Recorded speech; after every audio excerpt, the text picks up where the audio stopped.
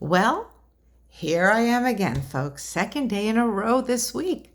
Looks like I'm on a roll as we kick off October.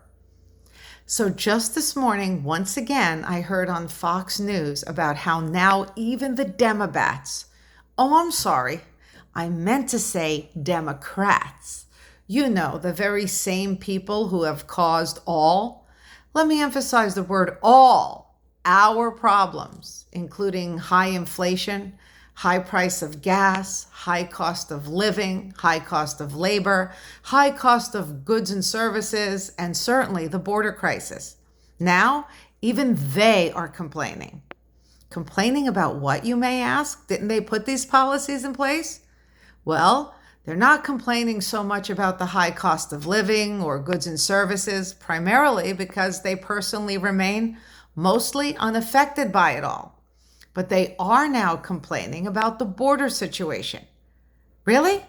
The same people who opened and held the door wide open for these individuals, welcoming all these illegals, undocumented and unvetted persons flooding in through our floodgates, now they're shooting themselves in the foot by complaining about policies and protocol they put or helped put into place? Really? Really? Really? To me, this is far, far from impressive. Are they that stupid and dim as to not see or realize the freight train coming?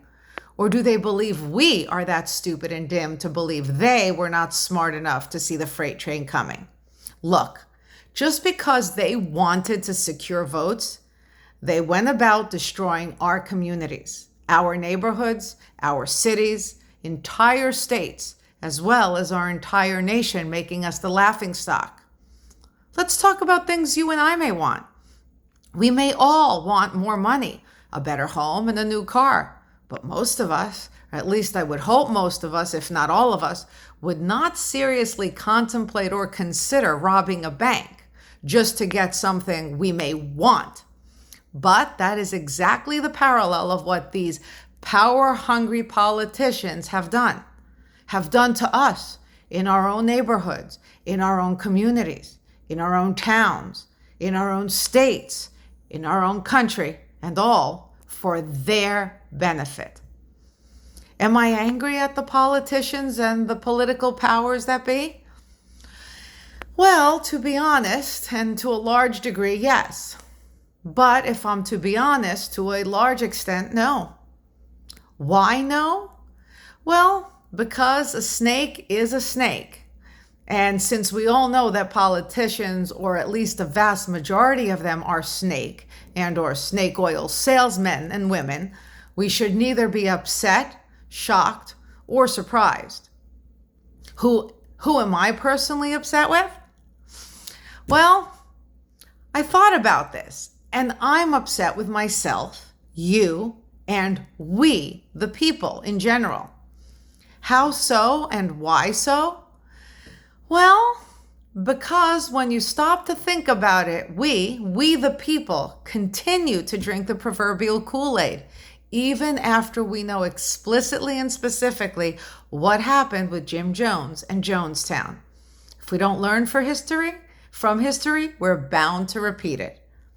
Every so often, we dutifully and methodically head to the ballot box and cast our vote for these unscrupulous derelicts who are nothing more than glorified, well-educated, and well-titled thieves and con artists. We give them the prestige, title, and power that they so vehemently crave, like a drug, making them the ones in charge of us when we are the ones doing the hiring via our vote. If we really wanted to put an end to the devastation and depravity that has become politics that defines us, we would stop immediately by amputating the head of the beast, like you would do to Medusa. And that means we would stop casting our vote. We would not, let me repeat that, we would not vote for any Democrat, for any Republican, and or for any independent, simply because if we were to face reality, none of these shysters can be trusted, or at least most of them can't be, at least after not our vote is cast. They all know how to talk the talk, but very few are ready, willing, and able to walk the walk. In addition, I put the blame on us, not only for casting our vote, but for failing to see, for remaining blind to the fact that we, the vote casters, the voters, the general public, are in fact the boss. Politicians and heads of state, etc., are by definition public servants. We, if you haven't realized or noticed yet, are the public. And therefore they are, yep, you guessed it, our servants. They should be doing our bidding and not the other way around. Let's take COVID mandates as just one example, a recent example, so it's fairly fresh in all our minds. I know plenty of people, even friends up in Canada, who are on the verge of losing their jobs despite hiring attorneys to represent them, simply because they would not abide by the general rule of law to either vaccinate or be terminated. Now, don't get me wrong.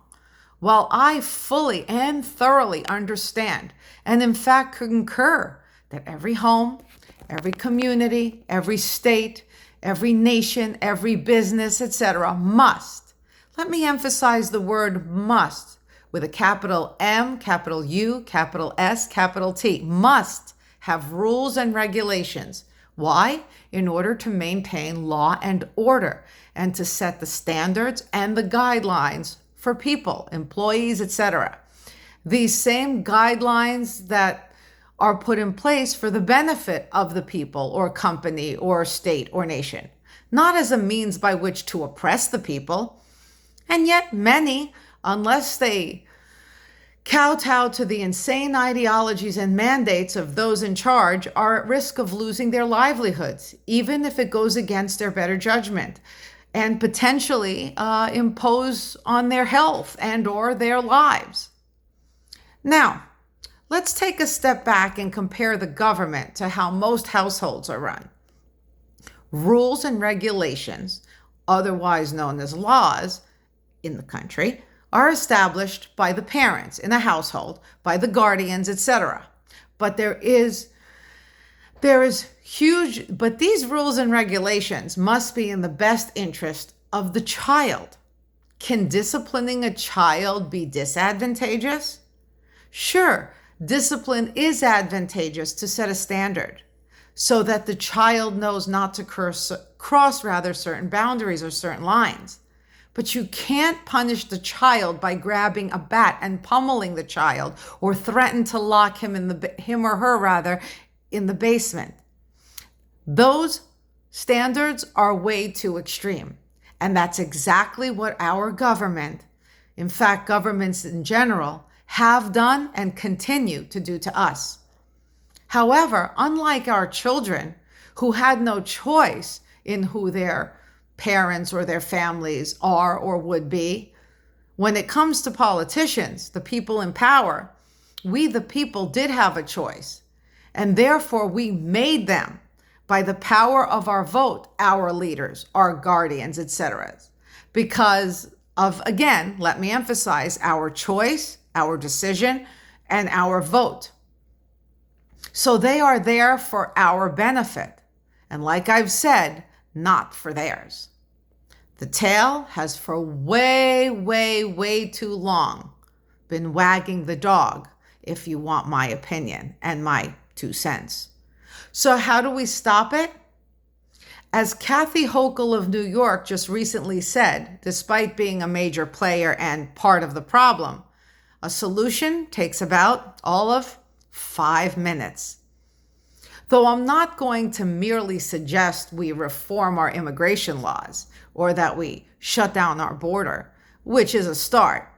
What I am going to suggest instead is that if we, the bosses of the company, the bosses of our employees, which are the politicians, remember that they are public servants, our public servants. If we want our employees to do what we hired them to do, then there has to be consequences to their actions or inactions. Any other employee in any other setting would be reprimanded, written up, and or ultimately fired for a job not well done. And we the people, have to take the same approach when it comes to the politicians.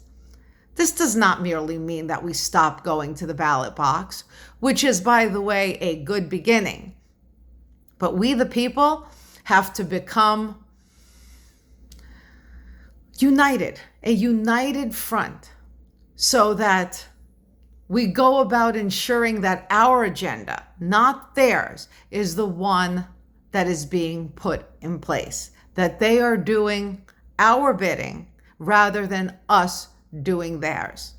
A good place to stop is to stop pitting ourselves against each other and unifying as one people. Black, white, Christian, Jews, Muslim, rich, poor, etc. We need to do this by pooling our resources and by stopping to pay our taxes, which ultimately pays their salary. And remember, it's all coming out of our pockets. And the more we pay, the richer they get, increasing their prestige and empowering them to have authority over us, reversing the roles and telling the boss what to do, rather than the boss telling the employees what to do and how to do it. It's important to remember that as I was told as a child, there is power in numbers, and those with the most money often win, which is why the politicians have jurisdiction over us. So, while we individually may not have much money and therefore not much power, collectively we have a lot of money and therefore a tremendous amount of power and authority already over our leaders who were hired, keyword hired, to lead us, a job they are doing abysmally. They are not doing their job, as I just said, at least not to my liking. And as far as I know, not to the liking of many, many, many others, even those who choose to remain silent in efforts to be politically correct and politely play the game.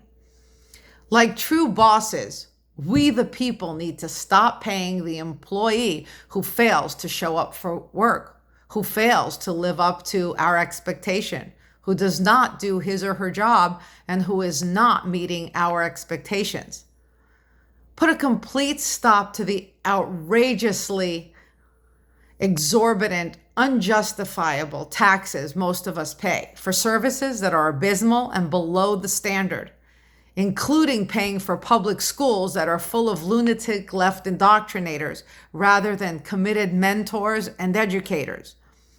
Sure, no doubt they can put me in jail for not paying my taxes. They can put my entire family in jail for not paying our taxes. They can even put my entire block or neighborhood, community, or town in jail for not paying our taxes. But can they really and literally put everyone in jail? Let's say everyone in New York hypothetically stopped paying their taxes. Can they jail everyone in New York? And what if those in New York were joined by everyone in New Jersey and Pennsylvania and Connecticut and ultimately Mississippi, and the list goes on? Can they throw everyone in America, Canada, Greece, Italy in jail? We have to realize that it goes beyond just draining the swamp. It extends well beyond that, and we have to defund the swamp. And the only way to drain the swamp by defunding it is for the people to rise up and be heard, not with weapons, but with actions. And those actions begin by refusing to be played and refusing to pay for services not delivered, services we are not receiving and that we are blindly and stupidly continuing to pay for. Wake up, sheeple.